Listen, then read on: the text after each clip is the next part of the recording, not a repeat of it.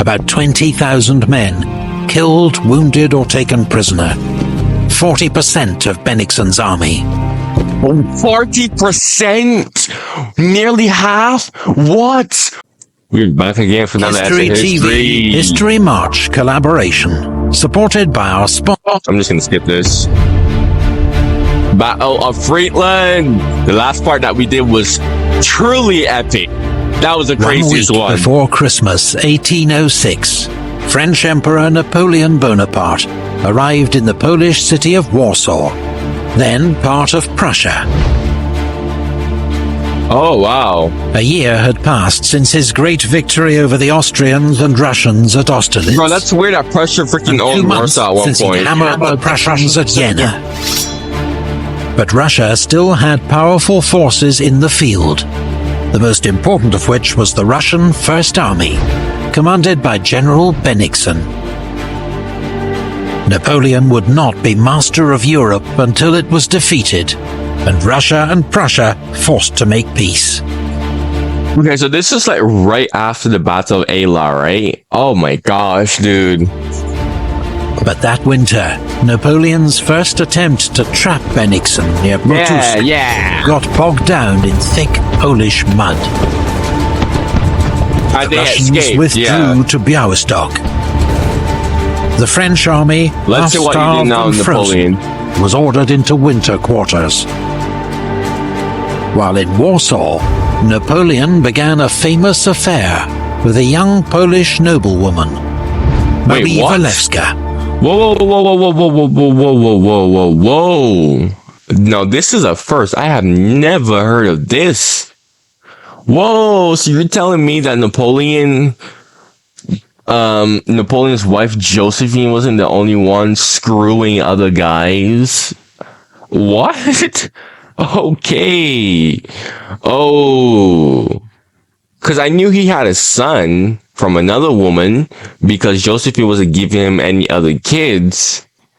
Wow, wow, wow. Okay. I thought the only time he had an affair was when he found out that Josephine was... okay, this is definitely a first. Wow.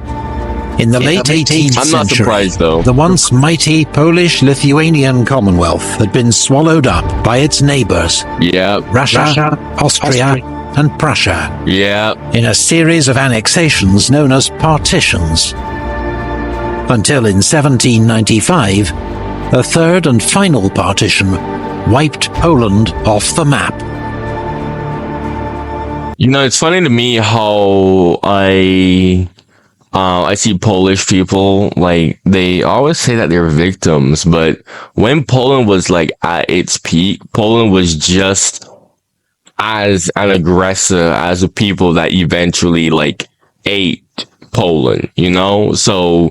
Polish patriots looked to Napoleon as their savior, praying that his victories against their occupiers would lead to the rebirth of a Polish state. Marie Walewska became Napoleon's mistress in order to further this cause. Ordinary French soldiers, however, had little love for Poland. Yeah, obviously. It was impoverished, freezing, and they missed home. Desertion rates soared. There were even 100 cases of suicide. Suicide? Whoa! Whoa!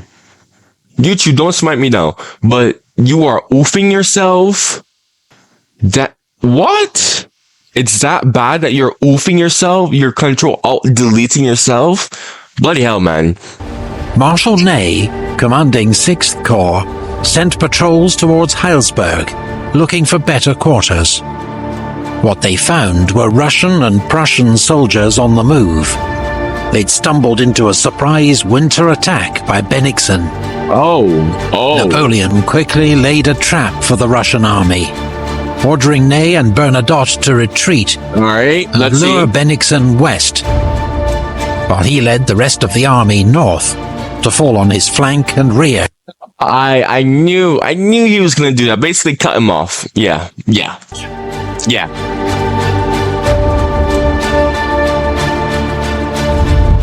But the Russians captured a French courier carrying the emperor's orders to Marshal Bernadotte. Oh no!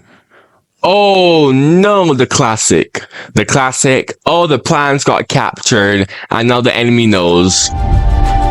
Bennigsen, now warned of the trap, ordered a retreat, fighting a series of rearguard skirmishes against the pursuing French.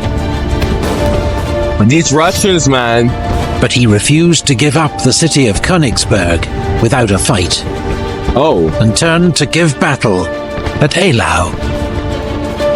Hi, my name's Hannah, and I'm here to... Yeah, and this is when we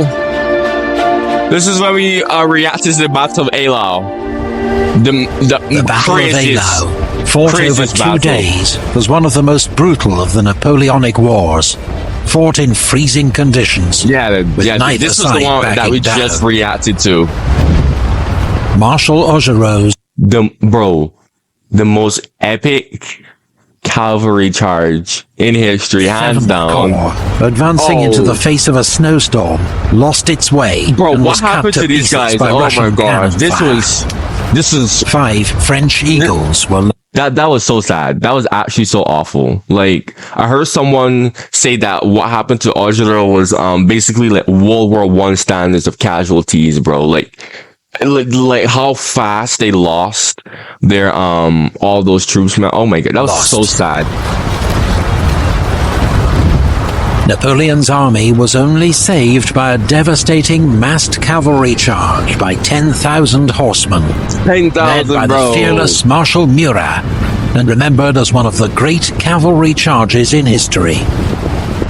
Well deserved, for the first time as emperor, Napoleon failed to win a clear victory on the battlefield. He and the Russians covered up the true scale of their losses, but both sides are estimated to have lost a third of their armies in the carnage. Ooh, freaking hell, dude. A third? A third? Bloody hell, man. After the horrors of Eylau, both armies sought time to rest and recover. Meanwhile, the newly formed crazy Corps under Marshal Lefebvre besieged Danzig, held by 13,000 Prussians under General Kalkruth. The city came on. Bro, I gotta give respect to the Prussians for not surrendering. Like, by now, if this is another European power, they would just surrender, honestly. The heavy French bombardment and infantry assault. After 8 weeks, with no prospect of reinforcement, the Prussian garrison surrendered on the 27th of May. And that's how they got Napoleon's Danzig. northern sea flank was now secure against any possible Russian landing.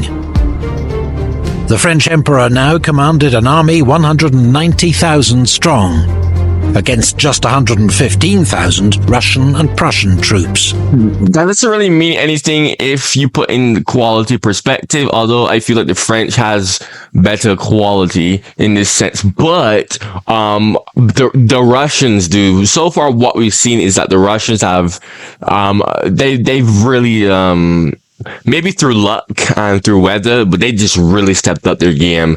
And yeah, they were really giving Napoleon hassle. But it was Bennigsen who moved first, launching a surprise attack against Ney's 6th Corps on the 5th of June. Built different, honestly. Ney conducted a brilliant fighting withdrawal and escaped. Bennigsen, having lost the element of surprise, and with Napoleon advancing, retreated once more. 4 days later at Heilsberg, the French lost 10,000 men in a botched assault against Russian defenses. But the Russians continued their retreat the next day. Napoleon thought Bennigsen would head north to Königsberg, but instead he retreated northeast, keeping to the east bank of the Eylau River.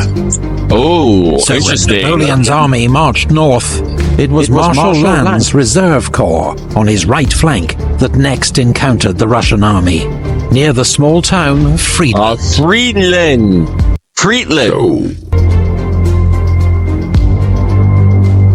Run your horses in the ground if you have to, but tell the emperor we're fighting the entire Russian army. Sheesh! In the late afternoon of the 13th of June, Russian cavalry scouts informed General Bennigsen that they'd found a single French corps at Friedland. Bennigsen decided he had time to cross the Eylau River and smash this isolated corps before the rest of the French army could arrive to save it. And he ordered his army to begin crossing the river.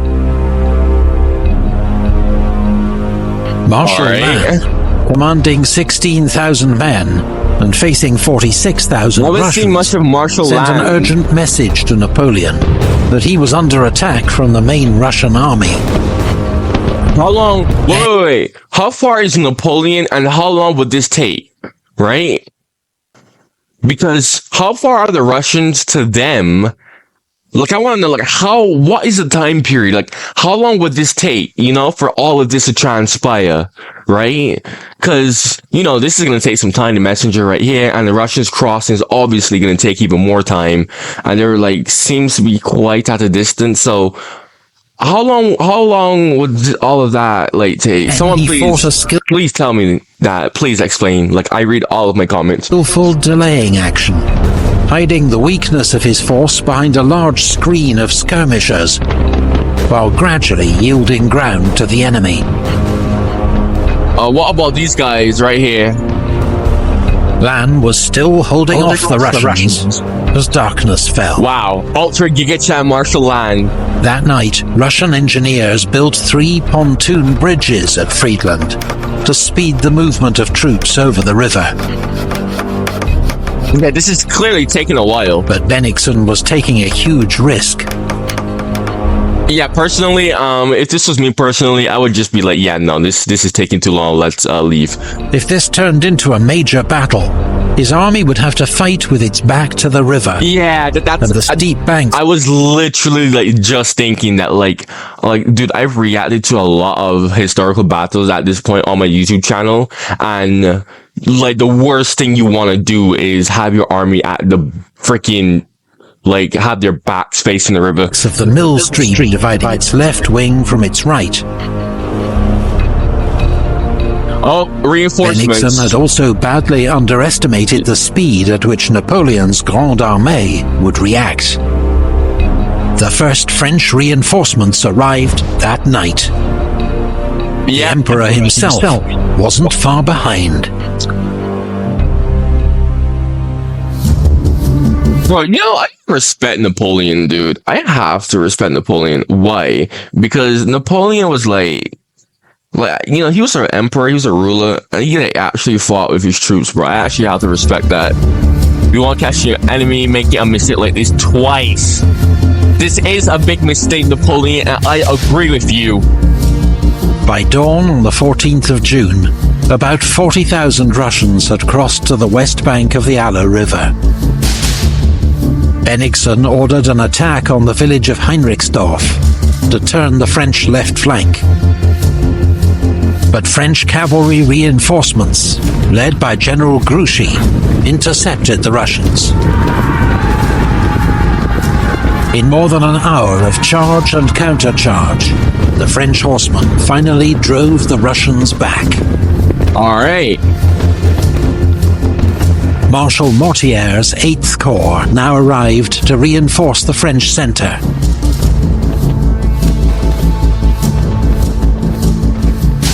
In Sortlac Wood, General Oudinot's elite Grenadier Division fought stubbornly against Prince Bagration's left wing, but was outnumbered by the Russians and gradually pushed back. All right. Nothing crazy isn't happening. No, I'm like waiting to see if anything crazy is gonna happen, because what we saw at Eylau, like, instantly, like, my reaction to Eylau, like, instantly, like, things were just getting heated as soon as the video just began. But this is more tame. On a sweltering day, Napoleon himself arrived. All right, the Emperor himself is here. He was soon followed by First Corps, commanded by General Victor, standing in for the wounded Marshal Bernadotte, as well as Ney's The Sixth Iron Corps Marshal. and the Imperial Guard under Marshal Bessières. The date, the 14th of June, held special significance for Napoleon. It was really? the 7th anniversary of his great victory over the Austrians at Marengo. A good omen, he declared. Oh. The battle then entered a lull, as Napoleon assessed the situation, saw Bennigsen's dangerous position, and issued orders for an attack to take advantage of it. Yeah. It's very slow. It's very who was slow. tormented by ill health throughout the day, saw that he now faced the full might of Napoleon's army, and issued orders for a retreat. Yeah. Do you really want to know? This is the objective: advance, looking neither left nor right. Bore into this thick mass. Costs. Wait. What the hell did that last part say? Hold up. Costs what it may. Okay. Pulling to Marshal Ney. But before Bennigsen's retreat could get underway, at 5:30 p.m., 3 salvos from the French guns signaled the start of Napoleon's attack.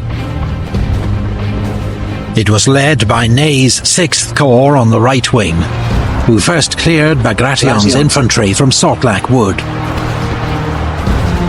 But as Ney's troops left the cover of the trees, they came under heavy fire from Russian cannon across the river. Alright, Russian artillery. As the French Showing attack up. faltered, Prince Bagration rallied his men and launched a cavalry counterattack. Alright, Prince Ney's corps Bagration. retreated. But This is what I'm saying, bro. These Russians, they're not letting up. They're not letting up that easily, man. I gotta give credit where credit is due. now General Victor's First Corps came up on his left. Its artillery commander, General Senarmont, advanced with 30 guns and 30 blasted guns, the Russians at point-blank range with case shot. Hundreds of Russians were mown down within minutes. Point blank range. Bloody hell. That's not as bad as what happened to Austerlitz in our last reaction. But still, that's point blank range, man. Bloody hell. Under this onslaught, Bagration's men began to waver and then retreat. Around 7 p.m., the Russian Imperial Guard launched a desperate counterattack to try to halt the French advance on Friedland. Russian Imperial Guard They clutching were outnumbered and outgunned, Russian Imperial Guard clutching up. as exploding shells began to start fires in Friedland. The French centre and left wing joined the attack. The bridges. Oh my gosh. With its only escape route under threat, the entire Russian army began a panicked retreat towards the river. Whole army gone. But Friedland's houses and bridges were now ablaze. Yep. The town became a deadly trap for the Russians. Wow. Many Whole were Russian drowned army is trying gone. to cross the river. Others killed or captured. North of Friedland, My some units were able to gosh. escape across a ford or along the riverbank. But there was no disguising the Russians' terrible defeat. Wow. The battle Come on, Bennigsen. How do you fumble this bad? Bennigsen, you are doing so good. Bennigsen, what happened? of Friedland was one of the most decisive victories of Napoleon's career. It wasn't even because Napoleon was smart. It was simply because Bennigsen was dumb.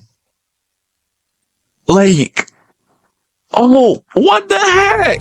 At the cost of 10,000 casualties, he had inflicted twice as many losses on the Russians. About 20,000 men, killed, wounded or taken prisoner. 40% of Bennigsen's army. 40%? Nearly half? What? Oh my gosh. 40%? The Prussians abandoned Königsberg the next day. That's GG. Which was occupied by Soult's 4th Corps, while Bennigsen's shattered army retreated across the river Niemen into Russia. Massena's chilling down Tsar south. Alexander's advisors implored him to make peace with Napoleon. He accepted their advice, and a ceasefire was agreed. Tsar Alexander was an interesting figure. Perhaps... Oh, wait a minute. Perhaps I was the happiest at Tilsit. I found myself victorious, dictating laws, having emperors and kings pay me court. Alexander and Napoleon met for the first time aboard a raft in the middle of the river Niemen, near Tilsit, A very and interesting developed way an to meet immediate someone. rapport. Tilsit proved to be one of history's great diplomatic summits, as the two emperors feted each other for days, with banquets, parades, and concerts, then discussed. Oh, that's very... Wow, okay. That is very interesting, because your men were literally just killing each other. Not even a week ago. A week later, you're over here sharing banquets. I'm basically just chilling. Interesting. It's very interesting how people can just like not harbor like so many hard feelings. I don't know. Maybe because the Russian czars, I don't know. The Russian czars were like discontent with like, you know, everyone else in the Russian population at the time, you know, because, you know, typical rich upper class is completely out of touch with how everyone else is living life. I don't know. But this is just very weird. This is just so uncanny. Like banquets, parades with the same army that was just killing each other. Like that's so odd. Affairs late into the night. A friendship of sorts developed. While Russia's former ally, King Frederick William of Prussia, was left out in the cold. Oh yeah, I've heard of this. And it was Prussia who would lose most in the treaties of Tilsit, signed 2 weeks later. 1/3 of Prussian territory was taken away to create the new Kingdom of Westphalia, to be ruled by Napoleon's 22-year-old brother, Jérôme. Oh, I never heard of this kingdom. I've never heard of this kingdom. This is the first time that I've heard of this kingdom. Wow. And the Duchy of Warsaw, to be ruled by the King of Saxony, which Polish patriots hoped would prove a stepping stone on the road to their own state. The Duchy Polish of troops Warsaw were is recruited ruled into the by... Grand Army. The Duchy of Warsaw is ruled by a Saxon? Really? Really? Interesting. With Polish lancers even forming part of Napoleon's elite imperial guard. Russia only had to give up the Ionian Islands, as Alexander accepted an alliance with Napoleon that left the French emperor master of Europe. Alexander even agreed to join the Continental System. I never knew Russia owned those islands. Wow, this is very which banned British ships and goods from all French-controlled ports. I've heard of this system, yeah. The system had been established the previous winter by Napoleon's Berlin Decree. Napoleon hoped that by cutting off British trade with Europe, he'd cause financial chaos and political upheaval in Britain, allowing him to make a favourable peace. There was just one problem. The Continental System didn't work.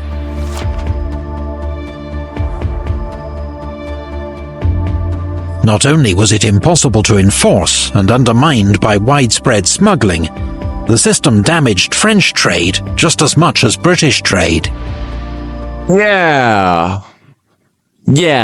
Like on paper, the idea seems good, but like, come on, this already take a genius to just look at the size of Europe and think to yourself, there's no way you can enforce all of that. Like, no. The decisive weapon in this economic war would prove to be the British Royal Navy, which that summer ensured its continued naval dominance by launching a preemptive strike against the neutral Danish fleet at Copenhagen, capturing their warships before they could fall into Napoleon's hands. Oh, wow. Smart. Royal Navy squadrons blockaded all major French ports, seizing any ships trading with France, while ensuring British merchants could continue to trade overseas in relative safety. Wow. The Navy even... Yo, it's wild to me, man. It's so wild to me how freaking Britain just had such a big naval dominance, man. Bloody hell, dude. And because of this, actually, this is why freaking Barbados, my country, it just never swapped hands. It just never like swapped hands between any European power. It was actually thanks to this, and over time, this is how Barbados became the most British Caribbean island, or English. I would say British now, but back then it became the most English Caribbean island. Freaking hell, man. seized the tiny Danish island of Heligoland as a base for smuggling British goods into Europe. But most disastrously for Napoleon, the Continental System would draw him into two conflicts that proved ruinous for his empire. The first would be fought in the Iberian Peninsula, where Napoleon decided to force Britain's ally, Portugal, to join the Continental System. Oh, Napoleon. Now, this makes you wonder, was this really a good idea? Was this really necessary, right? Now, we have the benefit of hindsight, but, like, was this really a good idea if you were, like, in his footsteps? Because, again, it doesn't really take a genius to look at the map of Europe, see the size of Europe, and think to yourself, there's no way you can enforce this type of system. So... In November 1807, French troops, supported by their Spanish ally, invaded the country. The Portuguese royal family fled to their colony of Brazil as the French occupied Lisbon without a fight. It looked as though Napoleon had won yet another easy victory. But the Peninsular War was just beginning. Yeah. Oh my gosh. Thanks to the Peninsular War. I don't think Epic History has a detailed video on the Peninsular War. But yeah, this war was this is the place that started to show the crack in the Napoleon's mighty French Empire. So I'm gonna check out these videos right here that are appearing on your screen. If you're new to the channel and you like my reactions, man, make sure you subscribe. I'm definitely gonna be posting a lot more Epic History reactions. I'm gonna be posting a lot more historical reactions, as this is a history reaction channel / history channel. So if you like that type of content, make sure you subscribe, man, and don't forget to like the video, and thanks for watching.